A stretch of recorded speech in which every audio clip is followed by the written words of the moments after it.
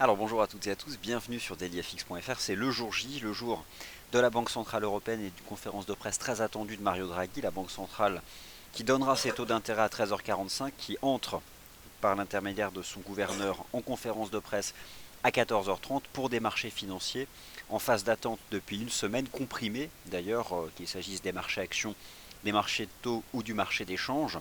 Eh bien, la volatilité s'est écrasée ainsi que le volume d'échange, ce qui signifie qu'aujourd'hui, j'attends au contraire une explosion de la volatilité et une sortie des ranges en place sur un certain nombre de marchés. Alors, vous assistez là ce matin au Good Morning Euro-Dollar. Je vais donc me concentrer sur le marché d'échange et le taux de change euro-dollar. Que faut-il attendre? Prenez connaissance ici de l'avertissement sur les risques liés au trading des devises et des produits CFD. Je serai avec vous en live à 14h15 pour suivre en direct la conférence de presse de Mario Draghi et l'impact sur le marché d'échange et notamment sur l'euro qui est sous pression ce matin et qui reste pour le moment sous la résistance à 1,1390 et qui s'expose à une cassure des 1,1310 $. Les paires croisées, j'en parlerai dans le morning meeting puisque j'anticipe déjà vos questions sur le GBP-CAD, l'USD-CAD, le GBP-NZD, parce que ce sont des stratégies dont nous avons pu vous parler hier. Le morning meeting, j'updaterai toutes les vues de marché. L'USD-CAD, j'en parle ce matin bien sûr parce que le good morning euro-dollar, c'est l'euro-dollar et les paires majeures. Trêve d'introduction, un graphique, celui du taux de change euro-dollar à court terme. Le graphique de moyen long terme, vous le connaissez, avec cette frontière chartiste des 1,1450 $ qui délimite la partie haute d'un range en place depuis 6 mois. C'est la frontière entre un scénario qui verrait le taux de change s'envoler à 1,18 ou un scénario qui verrait le taux de change retomber sur le seuil des 1,11 $ qui lui, s'il était brisé, le renverrait vers ses plus bas annuels. Concrètement, on sera fixé quand? Ce soir à la clôture du FX. À quelle heure exactement? À 22h à la clôture de la session américaine. Pourquoi? Parce que entre 22h et minuit ouvrent petit à petit les séances asiatiques, il n'y a pas beaucoup de volume. Je pense que c'est la clôture de 22h qui sera décisive pour tout simplement la fin de l'année. Je pense que les choses se jouent là. La Réserve fédérale des États-Unis a encore un rôle, mais voilà, le marché semble intégrer qu'elle n'agira pas cette année. Il existe pourtant encore des spéculations très fortes qui sont cette fois-ci vis-à-vis de la BCE. Alors, d'où viennent ces spéculations vis-à-vis de la BCE? Je vous ai préparé, c'est un petit montage, une infographie.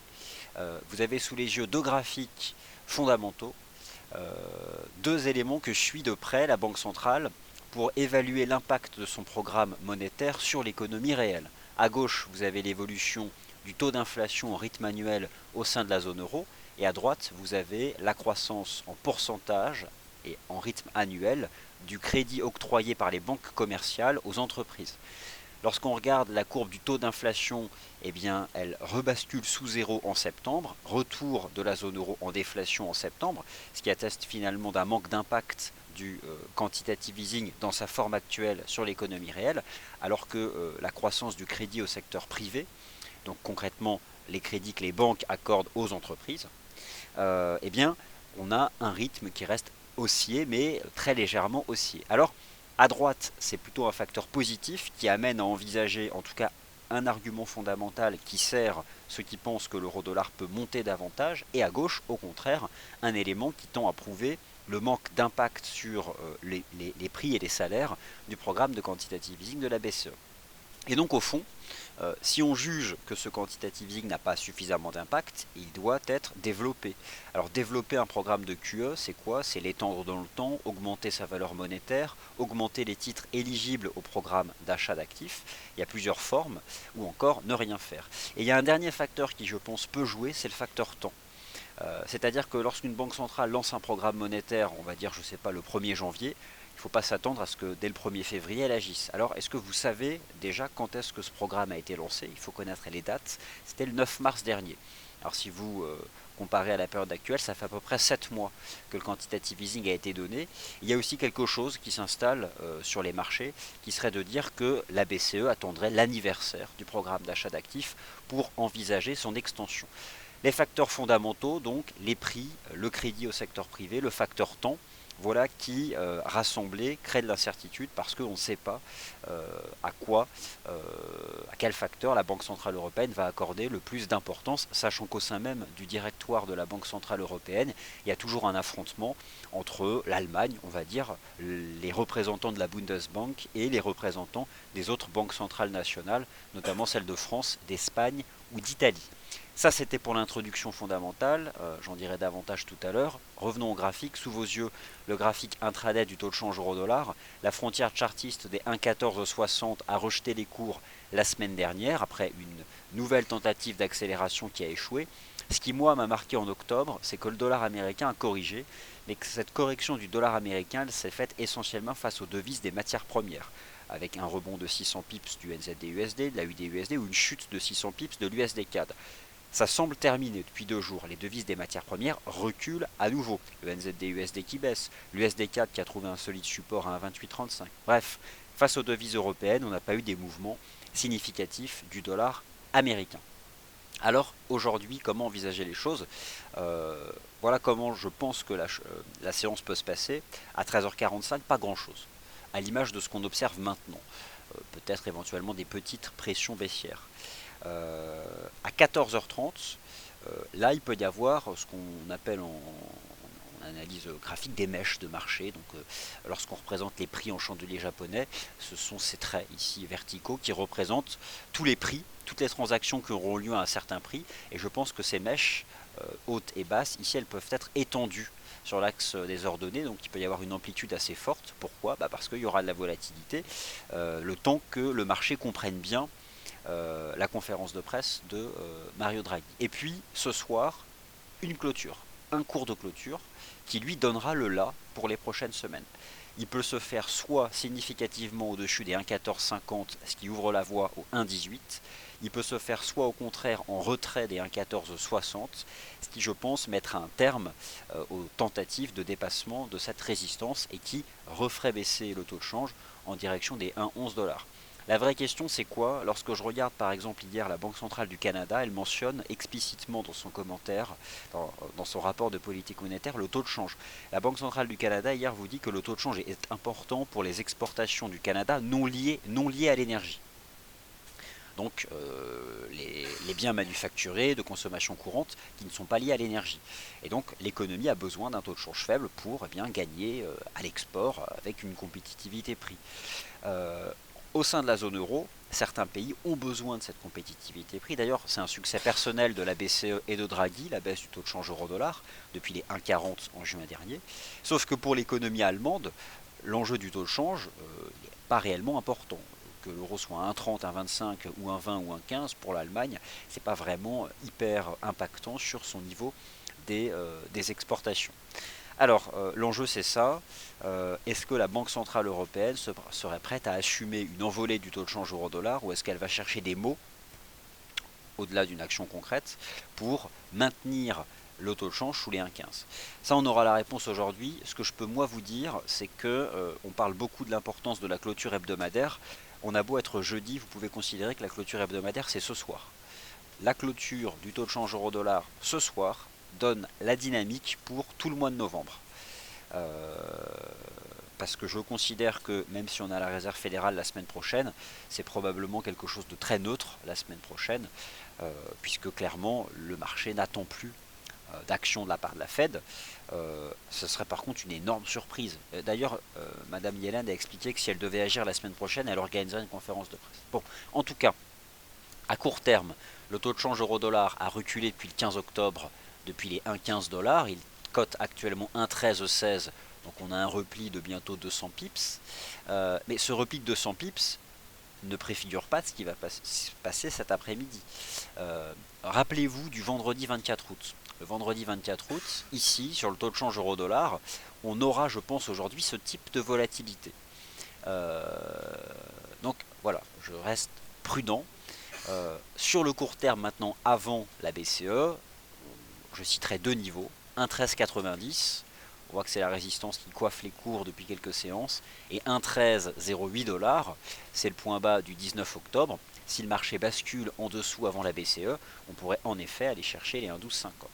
Alors je vous rappelle au passage qu'à partir de lundi prochain sera disponible une fois par semaine la newsletter sur dailyfx.fr. Vous avez une section sur le forum dailyfx/newsletter, donc dans la section du forum, vous pouvez faire une recherche, ça se trouve très facilement, je vais vous donner le lien. Donc voilà, on va commencer à vous en parler sérieusement puisque cette newsletter qui comprendra beaucoup d'informations propres à FXM avec des vraies statistiques importantes sur le marché, sur les prix, sur nos données, plus un consensus européen des analystes. Bref, ça c'est quelque chose de nouveau qui sera lancé lundi. Donc le taux de change euro-dollar, pour le moment, 1,1390, c'est une résistance et le marché revient sur les 1,1307. Voilà, si on bascule en dessous avant la BCE, on peut aller chercher éventuellement les 1,1250 avant la conférence de presse de Mario Draghi. Le dollar américain aujourd'hui ne m'intéresse pas puisque le positionnement du marché se fera vis-à-vis de l'euro. C'est donc l'euro index qu'il faut suivre. Donc ici le taux de change euro-dollar. Maintenant, que puis-je vous proposer sur les autres paires majeures? Je reviens largement sur le taux de change USD-CAD. Vous avez un article sur le site qui montre le réveil significatif du volume d'échange réel à la cassure des 1,3042. Moi je vous dis, l'USD-CAD c'est le point bas majeur, c'est la fin de 600 pips de baisse. Épaule, tête, épaule inversée au-dessus du support horizontal des 1,2834. D'ailleurs, on peut calculer l'objectif théorique de cette structure de creux en utilisant ici une expansion de Fibonacci. Je prends l'amplitude entre la partie basse de la tête et la partie haute de l'épaule gauche qui est la plus haute, au point de cassure, et je vous donne trois objectifs de cours à étaler dans le temps, 1,3190, 1,3280 et 1,3423. En tout cas, c'est une structure de creux ici sur l'USD-CAD. Ce que je pense maintenant, c'est que le marché peut faire une petite conso, revenir travailler peut-être les 1,3080, et là c'est achat fort, car il y a clairement du potentiel. Le GBP USD, rien de nouveau sous le soleil, hormis un range 1,54-1,55 $. Le NZD USD, c'est donc terminé depuis la cassure des 0,67-70 $. Et je pense que ce marché peut se replier davantage. Et on a d'ailleurs probablement un canal de baisse maintenant depuis le 15 octobre. Le taux de change AUD-USD, c'est baissier. Le taux de change AUD-USD a resté couvert, je vais vous montrer ici par cette ligne de tendance baissière en données hebdomadaires. Je pense que la UD-USD peut vraiment reculer de 400 pips, au même titre que l'USD4 peut rebondir de 400 pips. Donc on a vraiment là une dynamique du dollar US qui reprend le dessus sur les devises des matières premières. La UD-USD est sortie par le bas de ce triangle après avoir échoué donc sous cette ligne de tendance weekly. Je reste fermement vendeur sous les 0,7280 avec des objectifs qui sont bien de retracer toute la hausse qui a eu lieu entre le 29 septembre et le 12 octobre. Et enfin, le taux de change USD-Yen qui a bien progressé ces dernières séances, notamment depuis la semaine dernière. A-t-il rejoint les 120,80 ? Non, il a fait 120,10. Bon, il quitte par contre ce petit canal de progression. La dynamique, elle est comment maintenant sur le taux de change USD-Yen? Qu'est-ce que le marché est en train de faire? Laissez-moi simplement basculer sur du H4. Éventuellement, on sera en train de faire un pullback puisqu'on revient ici sur la neutralité sur le niveau des 50. On abandonne cette ligne de tendance. Bon, doit-on voir un pullback sur 119,50? Pourquoi pas? Par contre, aujourd'hui, je suis assez méfiant parce que le taux de change USD-Yen, c'est avant tout le yen japonais. Aujourd'hui, le yen japonais évoluera en fonction du positionnement des investisseurs vis-à-vis du risque. Le positionnement des investisseurs vis-à-vis du risque, vous allez le voir notamment sur le marché action, et ça dépendra là encore beaucoup de la Banque Centrale Européenne. Pour l'instant, depuis fin septembre, on est dans une dynamique d'attrait pour le risque, portée par d'abord la Fed et par aujourd'hui les attentes de davantage de soutien de la BCE. Mais je pense que sur l'USD-Yen, les 119,50 sont un support. Donc éventuellement une exposition longue sur le niveau ici des 119,50. Non, réellement parmi les paires majeures, c'est clairement le taux de change USD-CAD sur lequel je vous invite à surveiller un pullback sur 1,3050, 1,3080 pour une stratégie longue et pour viser les 1,33. Donc là, il y a véritablement quelque chose d'intéressant à faire, je pense, sur ce taux de change USD-CAD. L'euro-dollar peut-il aller à 1,1250 avant la BCE? Oui, si on casse les 1,1307, je pense qu'en effet, le marché peut aller à 1,1250. Mais avant la BCE dans ce cas. Alors voilà pour le topo complet. Maintenant, les charts, les questions. Je les lis, je les synthétise. Alors, bonjour Guillaume, le taux de change USD-CAD, je viens de vous le couvrir. Pour moi, on a fait une tête-épaule inversée, donc je surveille le pullback et je vise beaucoup plus haut, vous l'avez compris. Ensuite, je vois une question sur le taux de change USD-CHF qui devrait à peu de choses près faire l'inverse du taux de change euro-dollar, avec un taux de change USD-CHF qui a piégé son petit monde sous les 0,9527. Alors forcément, on a un contre-pied. Je pense que le taux de change USD-CHF peut se reprendre. La chose c'est quoi? La Banque nationale suisse s'ajuste énormément sur ce que fait la Banque centrale européenne. Rappelez-vous l'abandon du seuil par la BNS une semaine avant le QE de la BCE. En clair, si la BCE étend son quantitative easing, la Banque nationale suisse n'a pas le choix. Elle doit s'ajuster parce que le taux de change euro-CHF est très important pour l'économie suisse.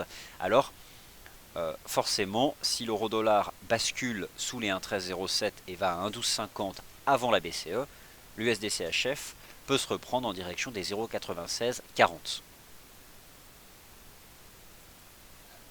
Donc ce matin, le risque sur l'euro-dollar, c'est de casser ce support et d'aller à 1,1250. La résistance majeure 1,1450, la résistance de court terme 1,1390. Alors le Bund, en effet, j'étais fermement à l'achat sur le support des 155,80 parce que c'est justement le prix du contrat lorsque la BCE a lancé son QE. Hier, on était sur support, on était survendu. Maintenant, voilà, on est dans cette phase de range, on a tenu le support. Le contrat Bund, aujourd'hui, il sera directement lié à la BCE puisque la BCE en achète. Maintenant, voilà, on revient sous cette résistance et il faut être hyper prudent, ça va être très volatile. Mais globalement, oui, on est toujours dans des dispositions techniques haussières. Alors, quel stop intéressant si vous rentrez sur l'USD-CAD à 1,3080? Il y a plusieurs façons de répondre à cette question. Moi, je vais vous donner le stop technique. Après, tout dépend bien sûr des aspects financiers liés à votre compte. Mais le stop technique, je pense qu'il serait sous le point bas du grand chandelier d'accélération d'hier, donc sous 1,3015. Sous 1,3015 pour viser 1,34. Donc en rendement risque, on s'y retrouve. Je vais vous montrer ici, voilà. Alors, je vais vous montrer le volume d'échange réel chez FXCM. Pour cela, vous allez sur les indicateurs et vous pouvez afficher en fait, et c'est en temps réel, le volume, donc les capitaux investis, l'argent envoyé par tous les clients FXCM dans le monde. Je l'ajoute sur le chart. Tant que ça charge. Voilà. Regardez le volume hier à la cassure de la ligne de coût. Lorsque un marché fait une structure de creux, c'est très important que le volume se manifeste. Sinon, on peut douter qu'il s'agisse d'une structure de creux. On n'a pas eu un volume comme ça sur l'USD-CAD depuis, je sais même plus, depuis des mois et des mois. Donc, moi, lorsque je vois ce volume à la cassure de la ligne de coût sur l'USD-CAD, je dis achat fort, on achète sur support et on vise 400 pips de hausse avant la fin d'année. Voilà, bah écoutez, ainsi s'achève le Good Morning Euro Dollar. Moi je vous retrouve en live à 11 h pour les indices, les taux, les matières premières et toutes les paires croisées. À 14 h 15 pour la session live Banque Centrale Européenne. Et avant ça, à 10 h 30, vous avez notre émission matières premières, donc le Commodities Market Report. A tout à l'heure.